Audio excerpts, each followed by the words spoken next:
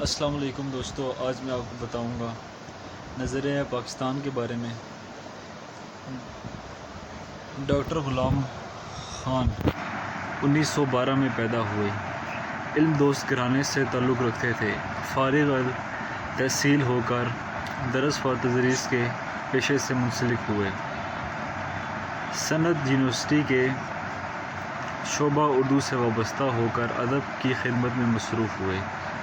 مذہب سے وابستگی کا یہ علم تھا کہ سرکار دو عالم صلی اللہ علیہ وآلہ وسلم کا اسم گرامی سنتے تو آپ دیدہ ہو جاتے۔ نظریہ پاکستان کا یہ مضمون آپ کی اسلام اور وطن سے محبت کا غماز ہے۔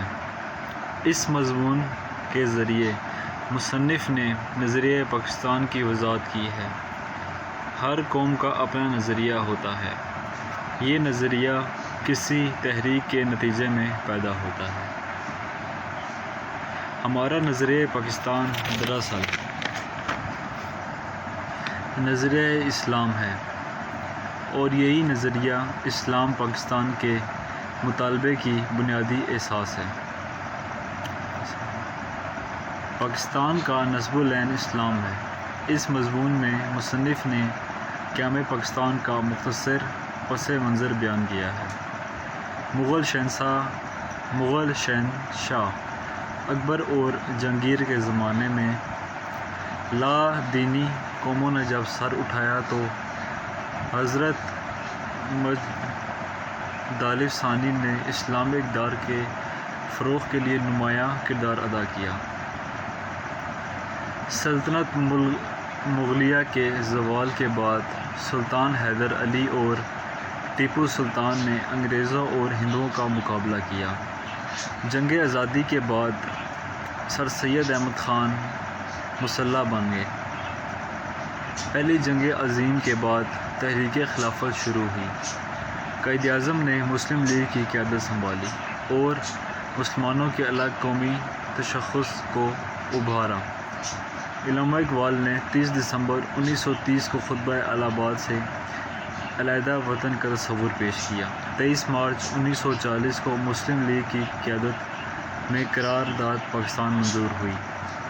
آخر کار 14 اگست 1947 کو جنوبی ایشیا کے مسلمانوں نے پاکستان حاصل کر لیا۔ باطل سے دبنے والے آسمان نہیں ہم، 100 بار کر چکا ہے تو امتحان ہمارا۔ واہ واہ۔ خلاصہ، ڈاکٹر غلام مصطفیٰ نے اپنے اس مضمون کے ذریعے اس نظریے کو اجاگر کرنے کی کوشش کی ہے، جس کے تحت ہم نے پاکستان حاصل کیا، اور اس کے ساتھ ہی انہوں نے قیام پاکستان کا مختصر سا منظر پیش کیا۔ اگرچہ مسلمانوں نے ہمیشہ درگزر سے کام لیا، مگر اسلام کا جب بھی کفر سے ہوا تو مسلمانوں نے ڈٹ کر مقابلہ کیا۔ ہر دور میں کسی نہ کسی صلح نے معاشرتی اصلاح کا بیڑا اٹھایا۔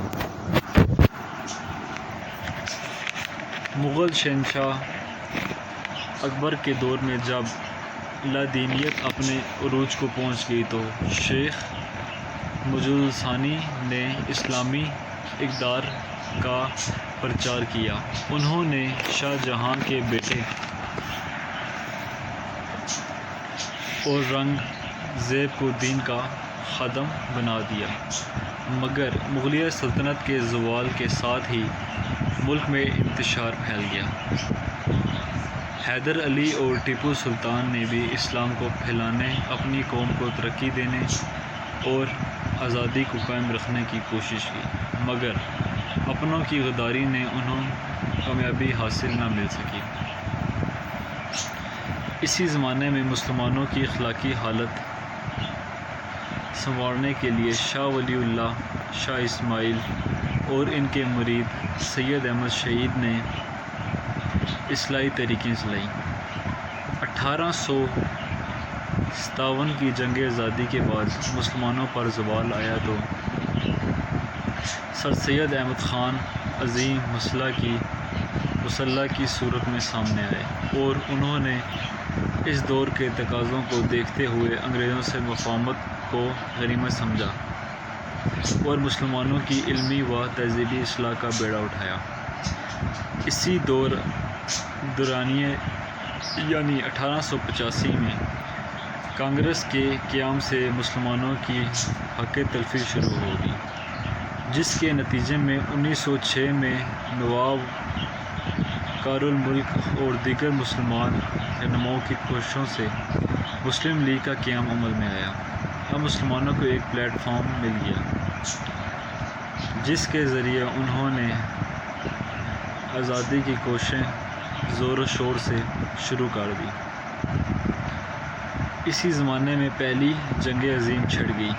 انگریزوں نے جھوٹے وعدوں کے ذریعے مسلمانوں کی مدد حاصل کی، مگر فتح کے بعد انہوں نے مسلمانوں سے کیے ہوئے وعدے کو بھلا دیا اور ترکی میں خلافت کا خاتمہ ہو گیا۔ اسی کے نتیجے میں مولانا محمد علی جوہر اور شوکت علی جوہر نے تحریک خلافت شروع کر دی۔ اب ایک طرف انگریز مسلمانوں کے دشمن بن گئے اور دوسری طرف ہندوؤں نے مسلمانوں کو زبردستی ہندو بنانے کے لیے شدید تحریک شروع کر دی۔ رہی صحیح کسر 1828 کی نہرو رپورٹ نے پوری کر دی۔ اس طرح ہندوؤں کی دشمنی کھل کر سامنے آ گئی۔ اس کے جواب میں قائد اعظم نے 14 نکات پیش کیے۔ ادھر علامہ اقبال کھل کر سامنے آئے اور خطبہ الہ آباد میں علیحدہ وطن کا تصور پیش کیا، کیونکہ مسلمانوں اور ہندوؤں کو ایک جگہ پر اکٹھا کرنا گویا آگ اور پانی کو اکٹھا کرنا تھا۔ اصلاً میں آ رہا تھا نا گیٹ سے، تو رائڈے لوگ بیٹھے ہوئے، مجھے کہتا جب کوک ہی لے آ، موٹر سائیکل اس نے دیا، کوک میں لے آیا۔ بس اب دو قومی نظریے نے مزید زور پکڑ لیا اور مسلمانوں کے لیے علیحدہ وطن کی کوشش شروع ہو گئی۔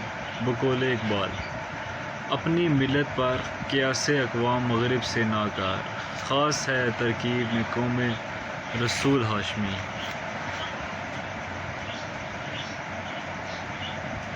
8 منٹ ہو گئے۔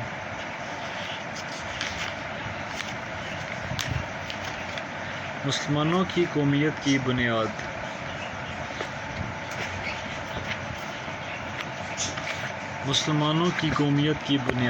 لا الہ الا اللہ پر ہے، جبکہ دیگر اقوام اس کے برعکس ہیں۔ ہمارے نظریے میں اسلامی زندگی اور قدروں کو بنیادی حیثیت ہے۔ ہم ایک ایسی ریاست چاہتے ہیں جہاں پر ہر انسان کو مذہبی آزادی حاصل ہو، ذاتی آزادی حاصل ہو، اور اس ریاست کو ہم فلاحی اسلامی ریاست بنانا چاہتے تھے جس پر کوئی ایسا کام نہ کیا جائے جس سے روز آخرت ہمیں اللہ اور اس کے رسول کے سامنے شرمندگی ہو۔ 23 مارچ 1940 کو لاہور میں ایک قرارداد کے ذریعے مسلمانوں کی عظیم ریاست پاکستان کا نام تجویز کیا گیا۔ قائد اعظم اور ان کے ساتھیوں کی انتھک کوششوں کے بعد آخرکار 14 اگست 1947 کو پاکستان دنیا کے نقشے پر ایک اسلامی ریاست کے نام سے وجود میں آ گیا۔ مسلمانوں نے اللہ کا شکر ادا کیا۔ اب ہمارا فرض ہے کہ سب گروہ بندیوں سے بالاتر ہو کر ذاتی مفادات سے ہٹ کر اسے مستحکم بنانے کی کوشش کریں، اس میں اسلامی اصولوں اور قانون کو رائج کریں، کیونکہ اسی میں ہماری فلاح ہے۔ اصلاً اگر ٹرائی پاڈ ہوتا تو وہ مزہ آیا تھا، ہاتھ تھک گئے ہیں۔ اس مضمین میں اس مضمون میں نظریہ پاکستان کی وضاحت بڑے خوبصورت انداز میں کی گئی ہے۔ مسلمانوں نے ہمیشہ رواداری کا مظاہرہ کیا ہے، لیکن جب کفر اور بے دین طاقتوں نے مسلمانوں کو کوئی نقصان پہنچانے کی کوشش کی تو مسلمان ان کی راہ میں رکاوٹ بن گئے اور کفر کے مذموم عزائم کبھی پورے نہ ہونے دیے۔ شاہ ولی اللہ دہلوی، شاہ اسماعیل اور سید احمد بریلوی کی تحریکیں اس حقیقت کی گواہ ہیں۔ 1885 کی جنگ آزادی کے بعد سر سید احمد خان مسلمانوں کے مسلح بنے۔ 1906 میں مسلمانوں کا قیام میں مسلمان برصغیر کے حقوق کو مسلمانوں پر معلوم ہو گیا۔ وہ معاشیات اور مذہب میں غیر مسلموں طاقتوں سے الگ ہیں۔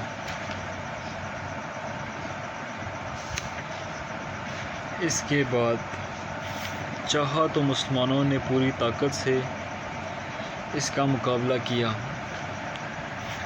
اکبر بادشاہ نے ہندوؤں سے نامناسب حد تک سلوک کیا اور ملکی سیاست میں ہندوؤں کا عمل دخل عام ہو گیا، جس کے نتیجے میں ملک میں کافروں کے طور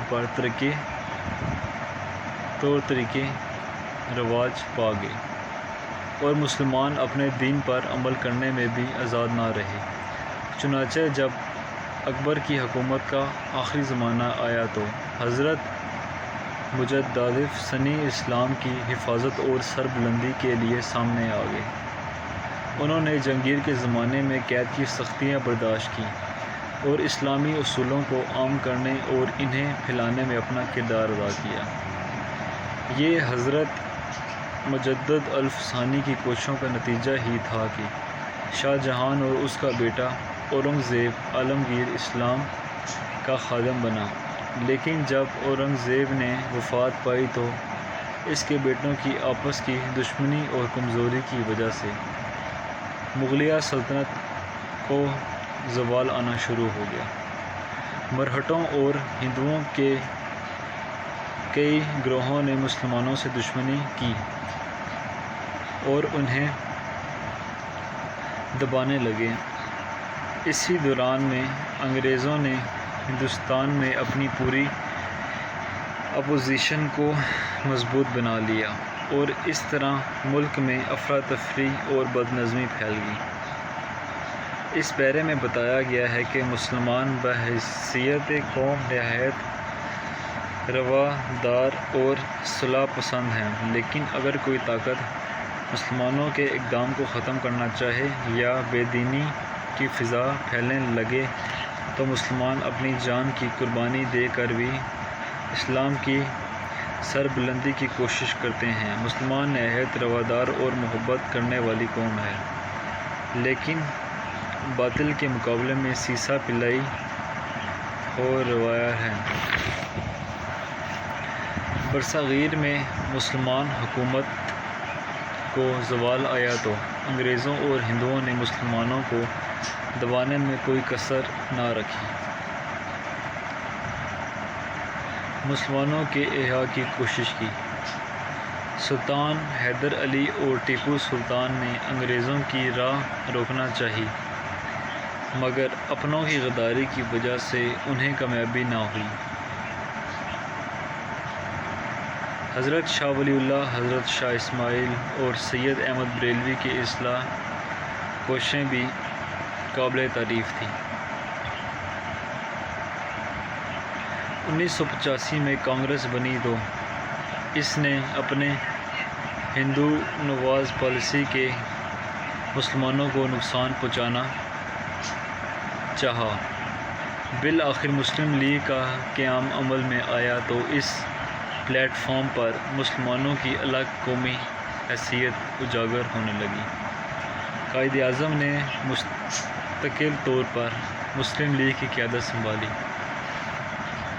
1930 میں علامہ اقبال نے دو قومی نظریے کی بنیاد پر الگ وطن کا تصور پیش کیا۔ 23 مارچ 1940 کو لاہور میں قرارداد پاکستان منظور ہوئی اور پھر نظریہ پاکستان کی بنیاد پر 14 اگست 1947 کو پاکستان دنیا کے نقشے پر ابھر آیا۔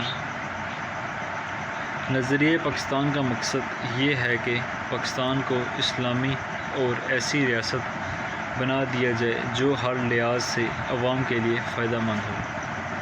ہمیں ایسا کوئی کام نہیں کرنا چاہیے جس سے ہم اللہ اور اس کے رسول صلی اللہ علیہ وسلم کی حکم عدولی کر کے شرمندہ ہوں۔ ہمیں پاکستان کے لیے جینا اور مرنا چاہیے اور ملکی فائدے کے لیے اپنے ذاتی فائدے کا خیال نہیں رکھنا چاہیے۔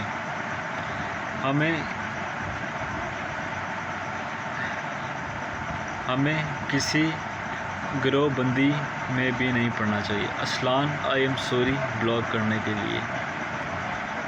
اگر ہم پاکستان اور اس کے عوام کی بہتری کے لیے سچے دل سے کام کریں تو اس کا مطلب نظریہ پاکستان کو ترقی دینا ہی ہے۔ کون تھی یہ وفا؟ کون ہے یہ؟ نہ کری۔ اگر ہم نے نظریہ پاکستان نام پڑھ لیا، نظریہ پاکستان کو اپنے سامنے رکھا اور اپنے عمل سے اسے سچا ثابت کرنے کی کوشش کی تو نہ صرف ہم دنیا کی دوسری قوموں میں اپنی حیثیت کو بلند کریں گے بلکہ اگر اللہ نے چاہا تو اسلامی اصولوں پر عمل کر کے اپنے ملک پاکستان کو مضبوط، شاندار اور شان و شوکت والا بنانے میں پوری طرح کامیاب ہو جائیں گے۔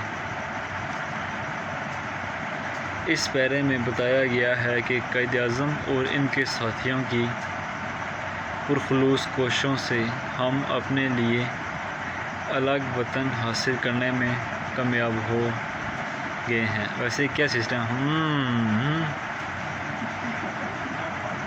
تیرے پاس بھی آ رہا ہے؟ اوہ ٹھیک ہے، رن پاکستان فٹ ہے۔ یہ کہاں فیس بک ہے؟ پاکستان کا قیام دو قومی نظریہ کی بنیاد پر عمل میں آیا جس کا مقصد پاکستان کو اسلامی فلاحی مملکت بنانا ہے۔ اگر ہم اپنی زندگی اسلامی سانچے میں ڈھا لیں،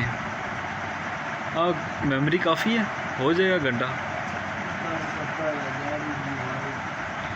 گروہ بند چھوڑ دیں اور اپنے وطن کے مفاد کو ذاتی مفاد پر ترجیح دیں تو یقیناً ہم نہ صرف دنیا کی دوسری قوموں سے ممتاز ہو جائیں گے بلکہ اپنے وطن عزیز کو خدا کے فضل و کرم سے مضبوط اور عظمت والا بنا لیں گے۔ ہم لائے ہیں طوفان سے کشتی نکال کے، اس ملک کو رکھنا میرے بچوں بگاڑ کے۔ مولانا محمد علی جوہر 1876 میں لاہور میں پیدا ہوئے۔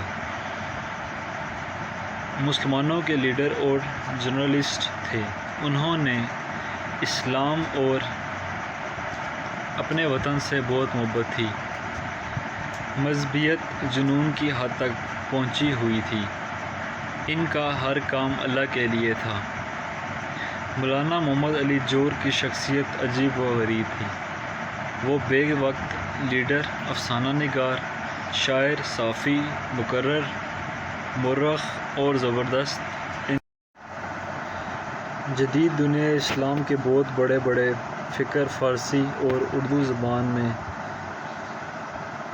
مسلمانوں کے قومی شاعر، مصور، پاکستان حکیم، مؤلف، فلسفی، وکیل اور معلم 9 نومبر 1877 کو سیالکوٹ میں پیدا ہوا۔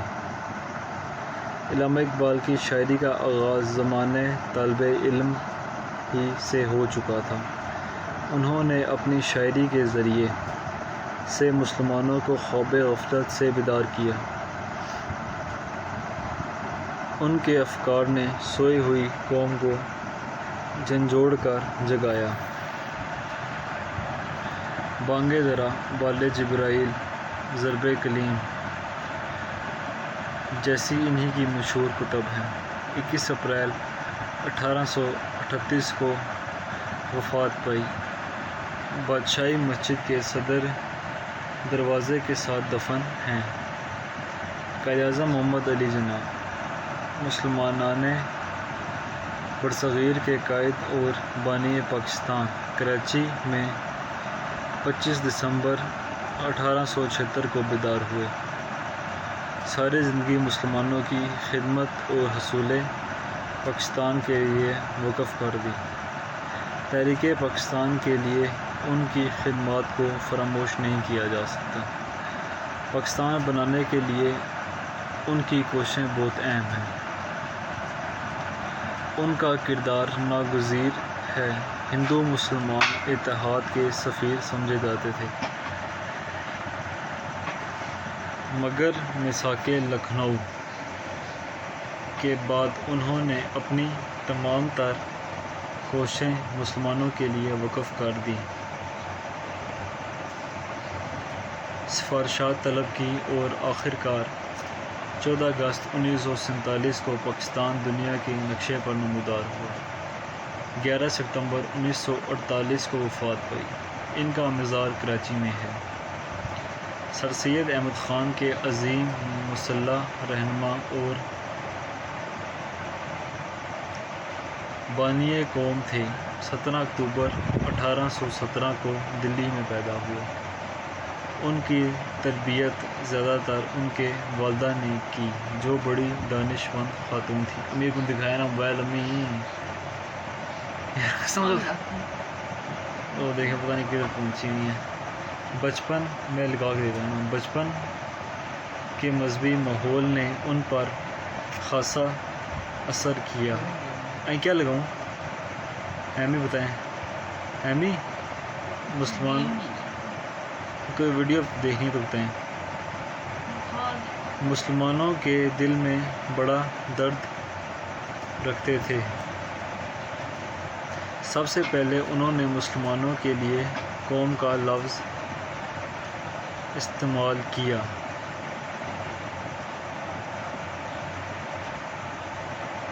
وہ مسلمانوں کو انگریزی تعلیم حاصل کروانا چاہتے تھے اور ان کی سیاست میں شمولیت کو غلط تصور کرتے تھے۔ مبادئ انگریز ان پر الزام لگا کر پھر کہیں پیچھے چھوڑ جائیں۔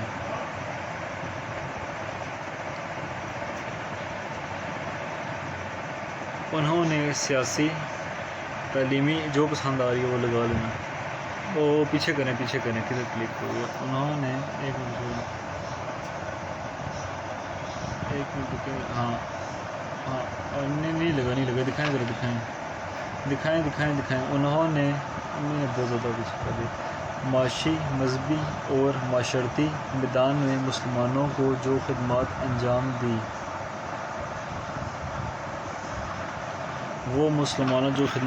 دی وہ ناقابل فراموش ہیں۔ 1898 میں 81 سال کی عمر میں وفات پائی۔ علی گڑھ کالج کی مسجد کے صحن میں دفن ہیں۔ شاہ ولی اللہ 1703 میں پیدا ہوئے۔ ان کے والد دلی کے مشہور معروف عالم تھے۔ شاہ ولی اللہ تاریخ انسانی کے ان رہنماؤں میں سے ہیں جو خیالات کے الجھے ہوئے جنگل کو صاف کرنے کے فکر و نظر کی ایک سیدھی اور صاف شرح بناتے ہیں۔ انہوں نے قرآن پاک کا فارسی میں ترجمہ کیا، نظام تعلیم کی اصلاح کی، معاشرے کی اصلاح کی، اسلام کے پورے فکری، اخلاقی، شرعی اور تمدنی نظام کو ایک مرتب صورت میں پیش کرنے کے سلسلے میں آپ کی کتاب حجت البالغ بڑی اہمیت رکھتی ہے۔ 1762 میں وفات پائی۔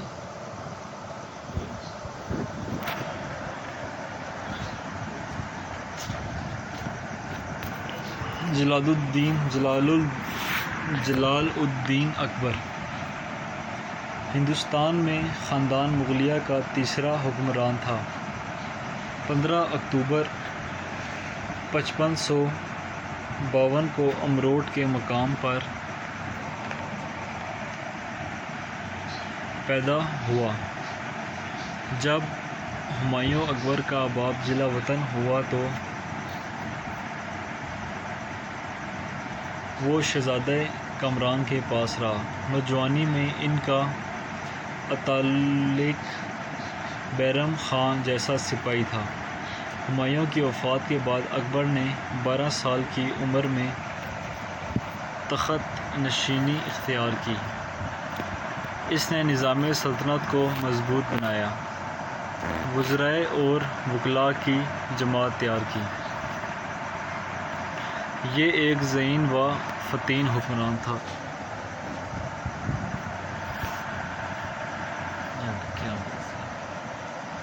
اس نے نظام سلطنت کو مضبوط بنایا، وزراء اور وکلاء کی جماعت تیار کی۔ یہ ایک ذہین و فطن حکمران تھا۔ ناخواندہ ہونے کے باوجود بہت بڑا عالم تھا۔ 1605 میں وفات پائی۔ حضرت مجدد الف ثانی 1564 میں سر ہند میں پیدا ہو کر لوگوں کو فیض پہنچایا اور مدت تک درس و تدریس کے سلسلے کے ذریعے ساتھ ساتھ طالبان حق کو فیض و برکات سے نوازتے رہے۔ لگا بھی لیں کوئی، ان کا نام سر فہرست ہے۔ ان کو اللہ تعالیٰ نے متعدد اوصاف سے نوازا ہے۔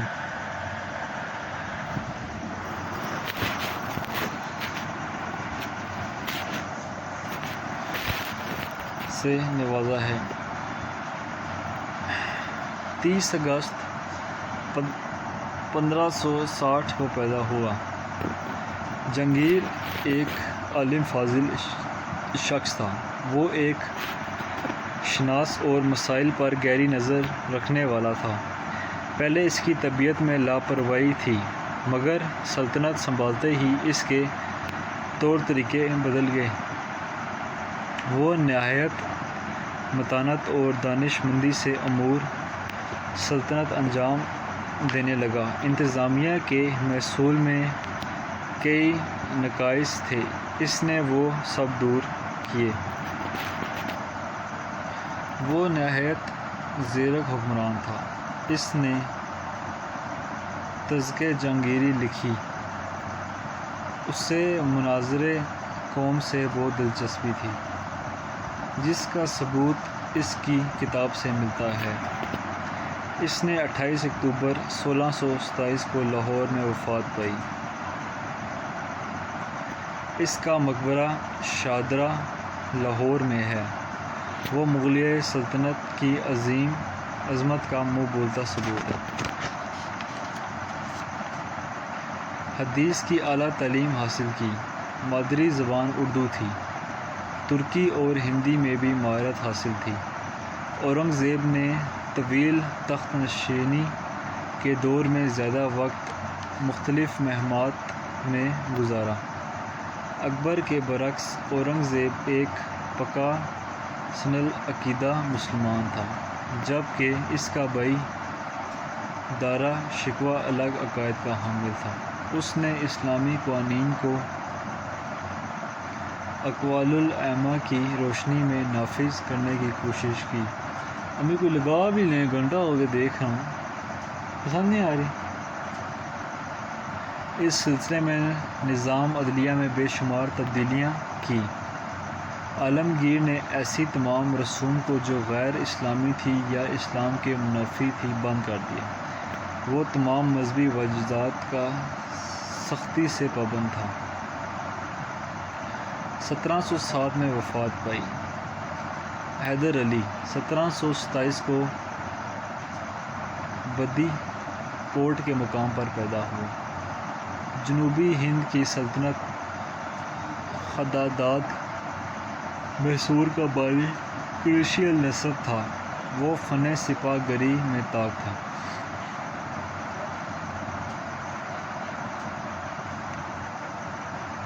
حیدر علی نے فرانسیسیوں کے ساتھ کبھی بھی صلح نہ کی بلکہ ان کے ساتھ ہمیشہ جنگ کے لیے تیار رہا۔ وہ ان پڑھ مگر ادب شناس تھا۔ اس کی سلطنت 80,000 مربع میل پر پھیلی ہوئی تھی اور کئی لڑائیوں میں بھی حصہ لے چکا تھا۔ 1781 میں انتقال ہو گیا۔ ٹیپو سلطان 10 نومبر 1750 کو پیدا ہوا۔ ہندوستان کی سلطنت میسر کا آخری فرما روا شیر میسر نواب حیدر علی کا بیٹا تھا۔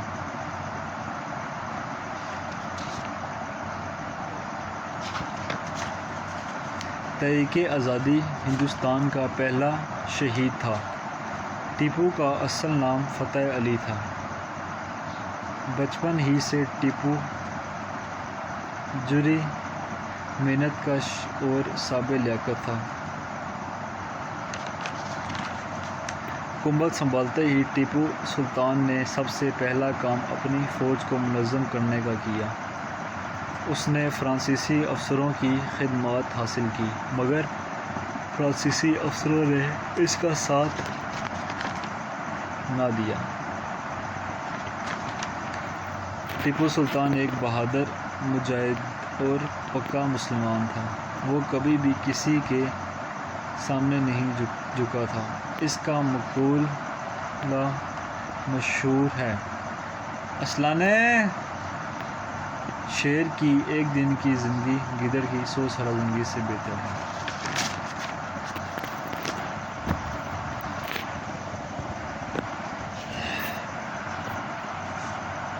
ہندوستان میں دور مسلم برصغیر پاک و ہند ایک وسیع و عریض ملک ہے۔ یہاں مختلف قومیں حکومت کرتی رہی ہیں۔ عرصہ دراز تک یہاں ہندو قوم کا غلبہ رہا ہے۔ 712 میں اسلام کے مایہ ناز جرنیل محمد بن قاسم نے سندھ کو فتح کیا اور یہاں اسلامی حکومت کی بنیاد رکھی۔ رفتہ رفتہ اسلام پورے ملک پر غالب آ گیا اور یہاں مسلمانوں کی ایک مضبوط مرکزی حکومت قائم ہو گئی۔ اس طرح مسلمانوں نے پورے ملک ہندوستان پر 750 سال تک نہایت شان و شوکت کے ساتھ حکومت کی۔ یہ دور تاریخ میں بلا شبہ سنہری دور کہلاتا ہے۔ غلامی کا دور آخر مسلم حکومت زوال کا شکار ہو گئی۔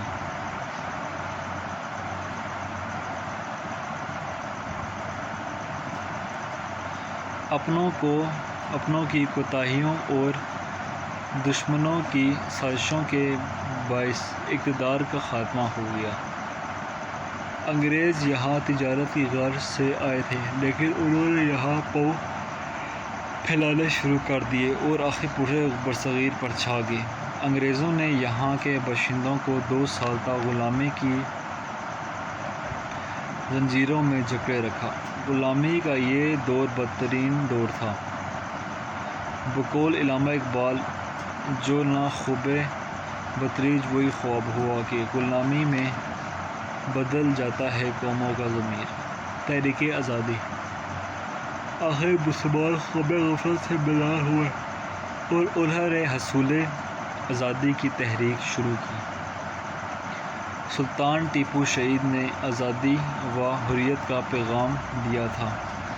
اب قوم کو سر سید احمد خان، مولوی نذیر احمد، مولانا شبلی، مولانا حالی علی برادران اور مولانا ظفر علی خان جیسے عظیم رہنما میسر آئے، جنہوں نے قوم کو ایک نئی زندگی کا پیغام دیا۔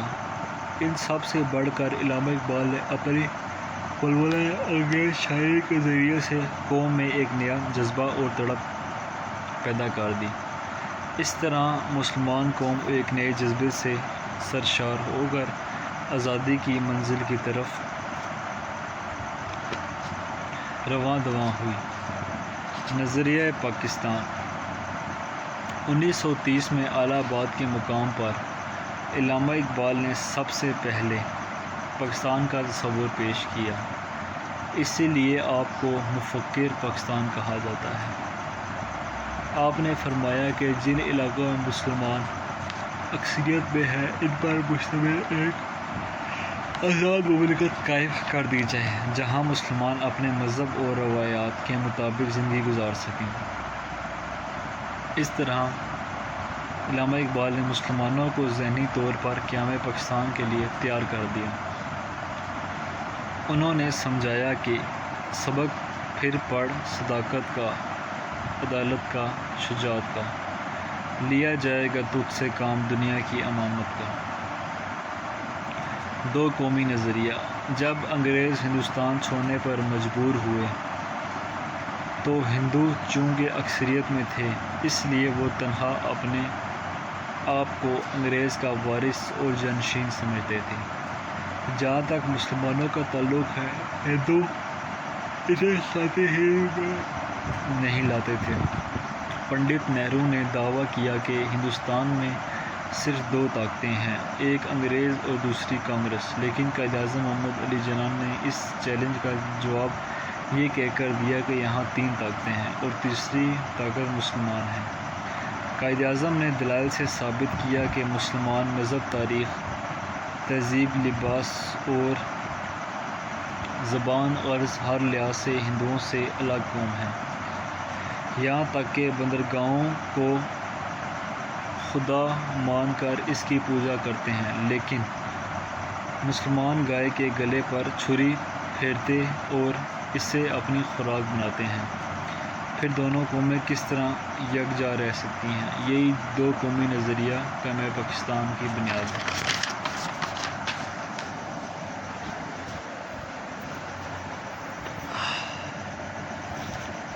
جس میں تاریخی قرارداد ہندوؤں نے مطالبہ پاکستان کو دیوانے کا خواب قرار دیا، لیکن مسلمان قائد اعظم کی ولولہ انگیز قیادت میں 7 سال کے مختصر عرصے میں مطالبہ پاکستان کو حقیقت کا روپ دینے میں کامیاب ہوئے اور پاکستان 14 اگست 1947 کو دنیا کی عظیم ترین اسلامی مملکت کے طور پر دنیا کے نقشے پر نمودار ہوا۔ قائد اعظم پاکستان کے پہلے گورنر جنرل مقرر ہوئے اور پاکستان روز بروز مضبوط سے مضبوط تر ہوتا گیا۔ پاک سرزمین شاد باد، کشور حسین شاد باد۔ قیام پاکستان کا مقصد قیام پاکستان کا اصل مقصد مسلمانوں کے مذہب اور ان کے قومی وجود کا تحفظ تھا۔ مسلمانوں نے یہ خطہ زمین اس مقصد کے لیے حاصل کیا کہ وہ اپنی انفرادی اور اجتماعی زندگیاں اسلامی تعلیمات کے مطابق گزار سکیں۔ یہاں اسلامی معاشرہ اور اسلامی انفرادی اور وہ اپنی تہذیب کی حفاظت کر سکیں، ان کا اپنا نظام تعلیم ہو، ان کی اپنی زبان ہو اور پاکستان اتحاد عالم اسلام کی بنیاد بن سکے، جیسا کہ قائد اعظم نے فرمایا تھا۔ ہم نے پاکستان اس لیے قائم کیا ہے کہ اسے اسلام کی تجربہ گاہ بنا سکیں اور یہ کہ پاکستان اتحاد عالم اسلام کی کنجی ہے۔ افواج پاکستان متحدہ ہندوستان کی انگریزی فوج میں زیادہ تر مسلمان تعداد تھی۔ انگریز مسلمان فوجیوں کو اپنے لیے استعمال کرتا تھا۔ ضرورت اس بات کی تھی کہ یہ فوج اسلام اور ملت اسلامیہ کے کام آئے۔ چنانچہ قیام پاکستان کے بعد مسلمان افواج کو ازسر نو منظم کیا گیا اور اس طرح پاکستانی فوج دنیا کی بہترین فوج میں شمار ہونے لگی۔ اسلحے پاکستان کی یہ شیر دل افواج جو بری فوج، بحری فوج اور فضائیہ پر مشتمل ہیں، ہر قسم کے بیرونی اور اندرونی خطرات سے نپٹنے کے لیے ہر وقت سینہ سپر رہتی ہے۔ پاکستان کی یہ فوج اسلام اور ملت اسلامیہ کی فوج ہے۔ اسلام کے یہ مجاہد اور غازی دشمن کے ناپاک ارادوں کو خاک میں ملانا چاہتے ہیں۔ اسلحے ادھر آ۔ پاکستان حال کے آئینے میں اللہ تعالیٰ نے پاکستان کو ہر طرح کے وسائل سے نوازا ہے۔ اس کی آبادی قریب 14 کروڑ ہے۔ یہ 4 صوبوں یعنی پنجاب، سندھ، سرحد اور بلوچستان پر مشتمل ہے۔ پاکستان کا دارالحکومت اسلام ہے۔ لاہور پنجاب کا، کراچی سندھ کا، پشاور سرحد کا اور کوئٹہ بلوچستان کا دارالحکومت ہے۔ کراچی پاکستان میں ضلع ہے۔ پاکستانی قوم بہت محب وطن، محنتی اور جفا کش ہے۔ اسلحے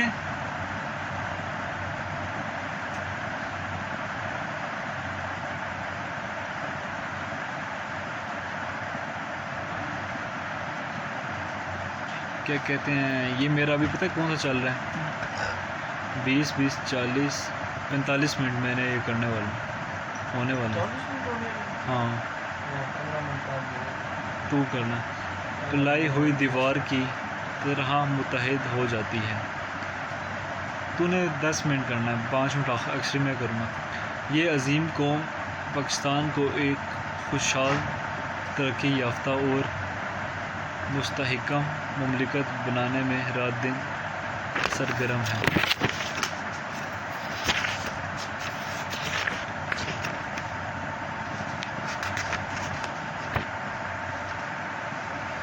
مولانا عبدالحق کا تعلق ہاپوڑ ضلع میرٹھ کی قانونی گو برداری سے تھا۔ 20 اگست 1870 کو پیدا ہوئے۔ علی گڑھ سے BA کیا۔ سر سید شبلی حالی اور سید محمود کی صحبت دیکھی۔ کچھ روز محسن الممالک کے پاس ممبئی میں رہے۔ 200 کے قریب نئی کتابیں، لسانیات، لغت اور جدید علوم پر شائع کی۔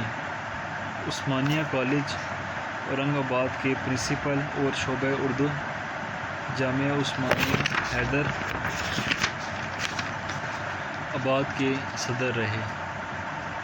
تمام عمر اردو کی ترقی کے لیے کوشش کرتے رہے۔ بابائے اردو کہلائے۔ 16 اگست 1961 کو کراچی میں وفات پا گئے۔ اسلحے آ جاؤ، جلدی آ جا۔ 25 منٹ میں نے یہ اور کر دیا، 20 منٹ پہلے تھا، 20 45 منٹ کر دیا۔ یہاں مرکزی خیال پڑھنا ہے، یہیں پہ میرے پاس آ، جلدی آ۔ مرکزی خیال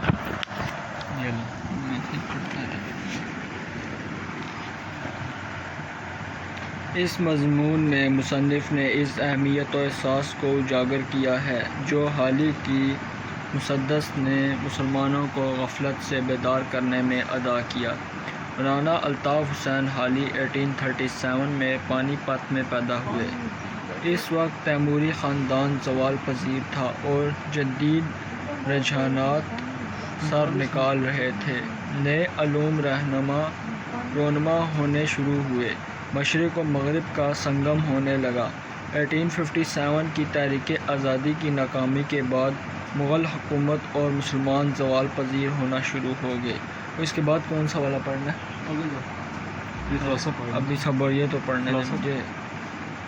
سر سید احمد خان نے مسلمانوں کی اصلاح کا بیڑا اٹھایا تو حالی نے ان کی رفاقت کا اثر لیا۔ ابھی کتنے منٹ کی ہوگی؟ 26 منٹ کی ابھی ٹوٹل ہوگی ہے۔ ٹوٹل کتنی ہوئی ہے؟ 45۔ اچھا، اسی سے جدید اردو شاعری کی ابتدا ہوئی۔ اپنی شاعری سے حالی نے مسلمانوں کے عروج اور زوال کی داستان نہایت دکھ بھرے انداز میں بیان کی ہے۔ یہ نظم مسلمانوں کا مرثیہ ہے، نیز یہ احساس بھی دلایا گیا ہے کہ عزت اور ذلت، عروج اور زوال اگرچہ خدا کی طرف سے ہے مگر ہمارے اعمال ہی کا نتیجہ ہے۔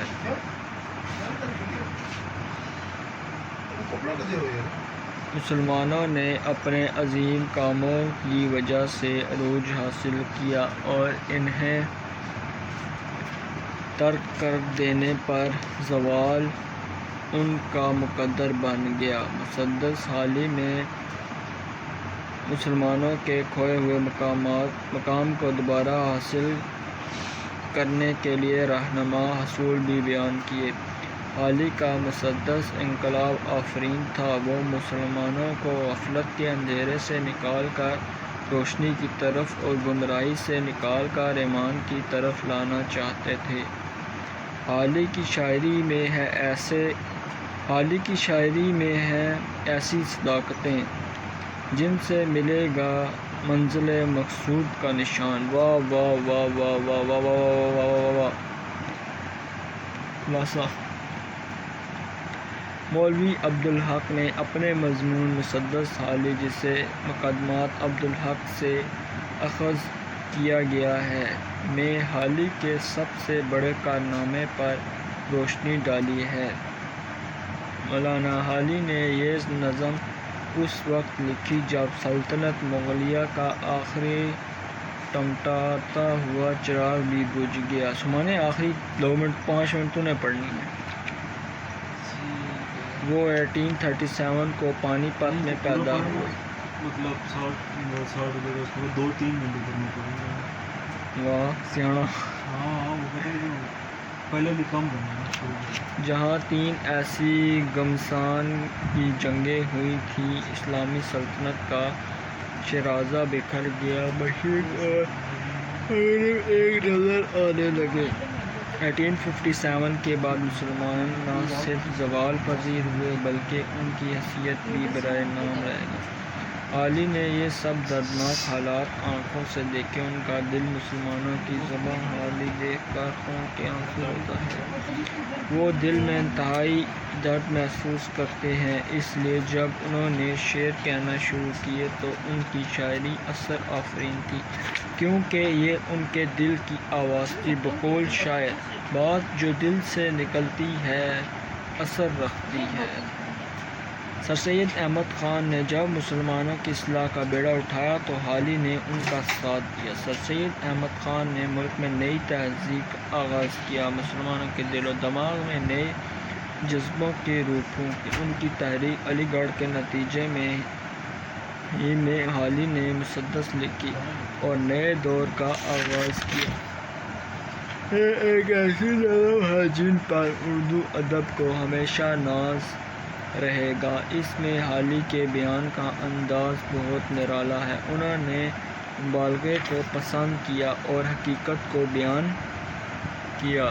بعثت نبوی کے حالات، خاتم النبیین صلی اللہ علیہ وسلم کی تشریف آوری اور مسلمانوں کے عروج و زوال کی مکمل داستان نہایت خوبصورت اور اثر انگیز الفاظ میں بیان کی ہے۔ حالی نے مسلمانوں کو ان کے کھوئے ہوئے مقام کو دوبارہ پانے کے رہنما اصول اس طرح انداز میں بیان کیے کہ پڑھنے والا انہیں داد دیے بغیر نہیں رہ سکتا۔ حالی کا مسدس شائع ہوا تو ملک میں ہر طرف کھلبلی مچ گئی۔ لوگوں نے نکتہ چینی شروع کر دی۔ جواب میں تنقیدی نظمیں بھی لکھی گئیں، مگر مسدس نے اپنا رنگ جما لیا اور کم وقت میں ہی اسے خاص و عام کی مقبولیت حاصل ہو گئی۔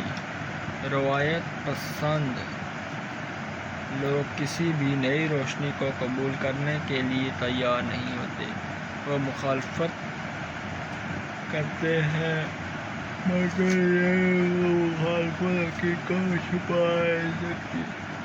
تنقید برائے تنقید ہو تو نہ کوئی فائدہ دیتی ہے اور نہ کوئی اثر رکھتی ہے۔ مسدس حالی پر کی جانے والی تنقید بھی اپنا کوئی اثر قائم نہ کر سکی۔ ایک اہم بات جو حالی نے اس بیان میں کی وہ یہ تھی کہ یہ زوال آخر مسلمانوں کا مقدر کیوں بنا۔ وہ جن کے ناموں سے بڑے بڑے معرکہ آراؤں کے دل دہل جایا کرتے تھے، آج وہ اس طرح ذلیل و خوار کیوں ہیں؟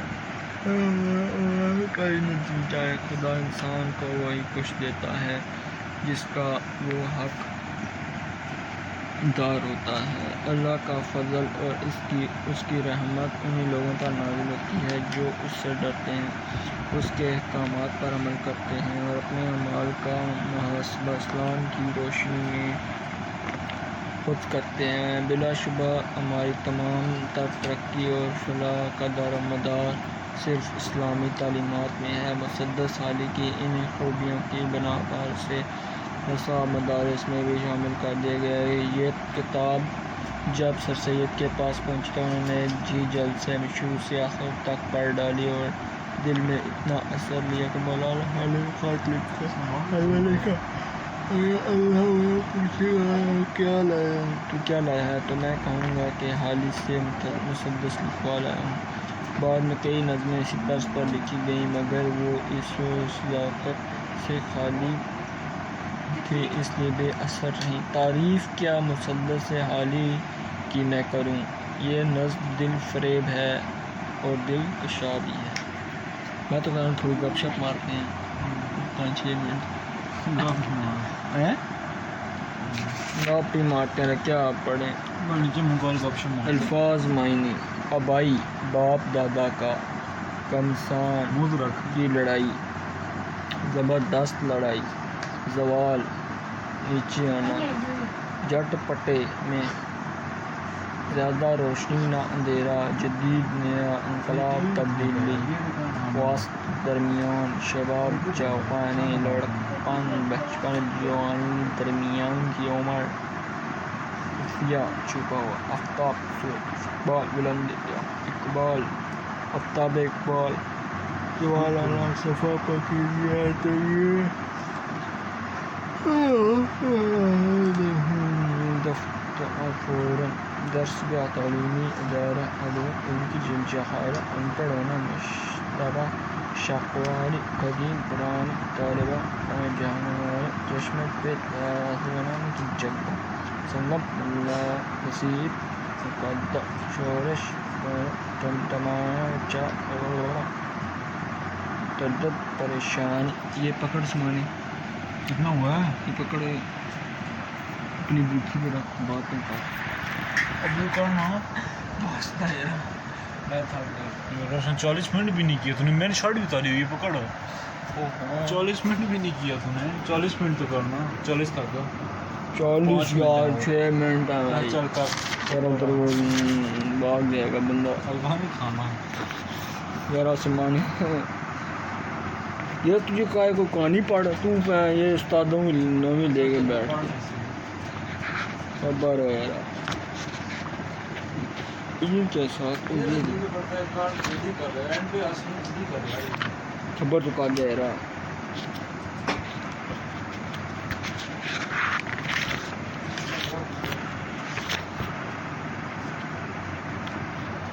کمپیوٹر اور انٹرنیٹ انسان کی فضیلت۔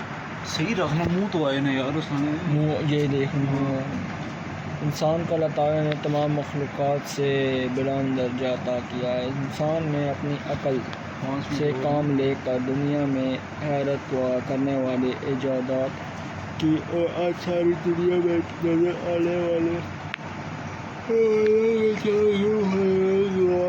دنیا سے کر رہ گئی ہے، اور انسان اپنے بہت سارے مسئلے گھر بیٹھے حاصل کر سکتا ہے۔ بلکہ وہ ویڈیو دیکھے گا نا، اندر کہانیاں ہی ہوں۔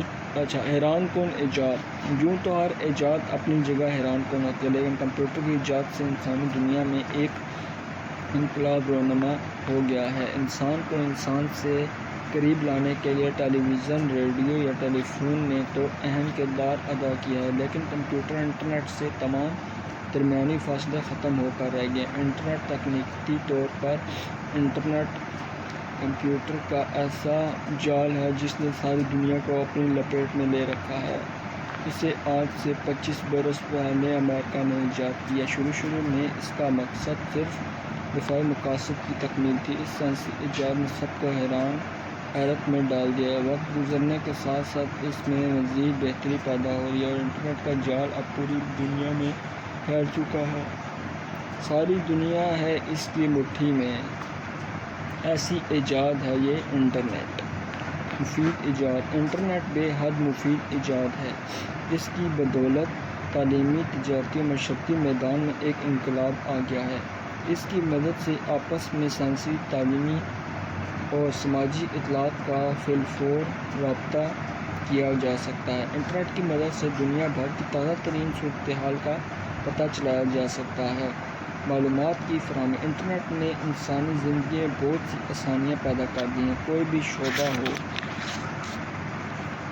انسان کسی علاقے میں رہائش پذیر ہو، اسے اپنے شعبے یا مشغلے کے بارے میں معلومات حاصل ہو سکتی ہیں۔ انٹرنیٹ کی مدد سے دنیا کی بڑی بڑی مارکیٹوں سے براہ راست خریداری ہو سکتی ہے۔ انٹرنیٹ کے ذریعے سے الفاظ اور تصاویر کی صورت میں کمپیوٹر کی اسکرین پر تمام معلومات فراہم ہو سکتی ہیں۔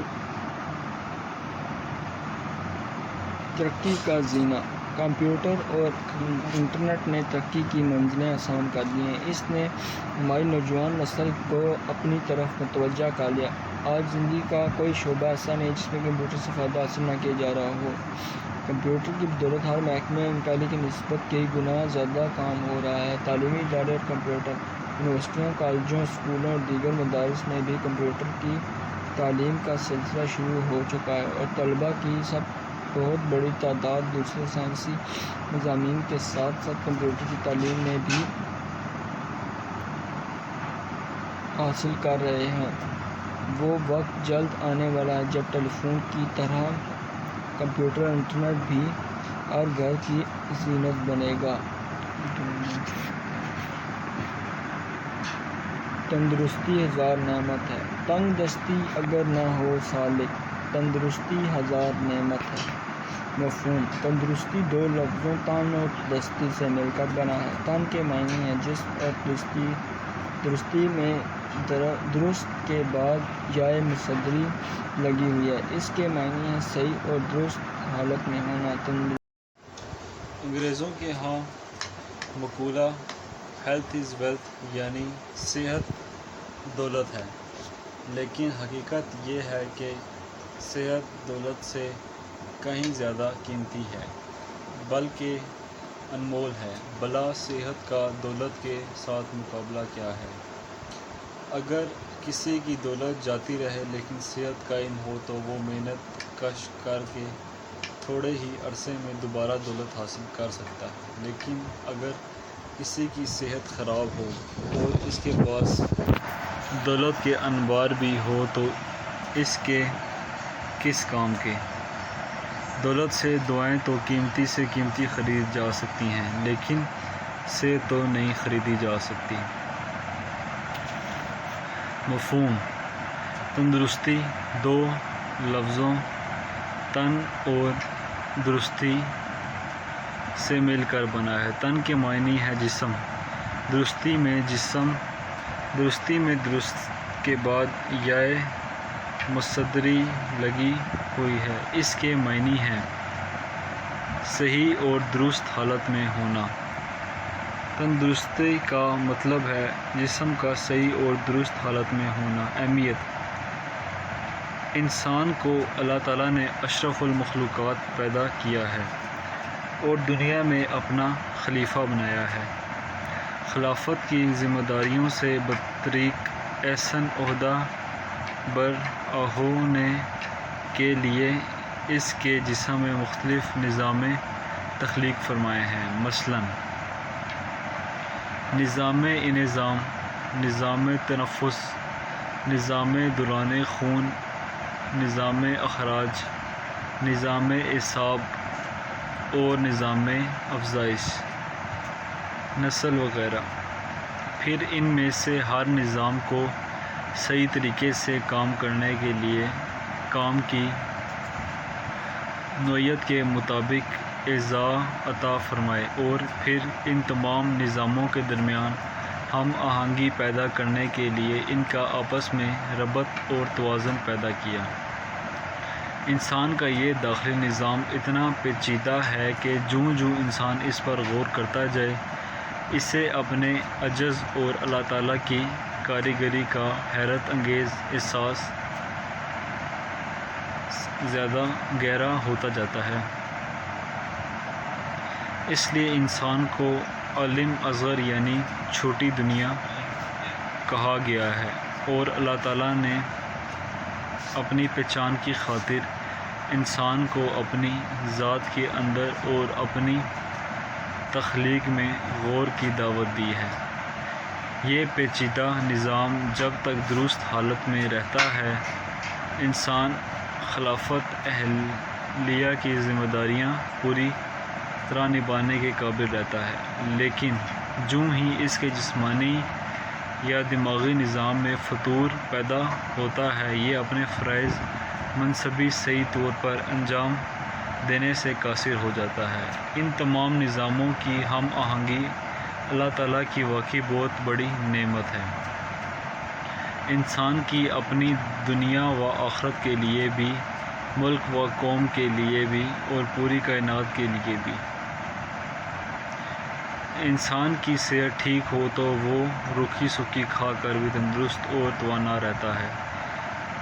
اس کے صحت مند خون کی سرخی اس کے چہرے پر جھلکتی ہے، اس کے بازو کی قوت اس میں خود اعتمادی پیدا کرتی ہے، اس کی دماغی قوت اس میں مومنانہ فراست پیدا کرتی ہے اور اس کی جسمانی قوت امر بالمعروف اور نہی عن المنکر میں اس کی مددگار ہوتی ہے۔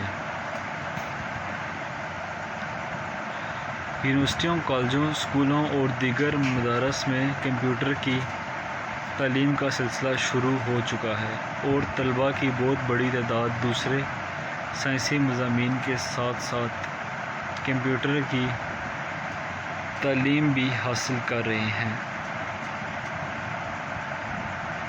وہ وقت جلد آنے والا ہے جب ٹیلی فون کی طرح کمپیوٹر اور انٹرنیٹ بھی ہر گھر کی زیورت بنے گا۔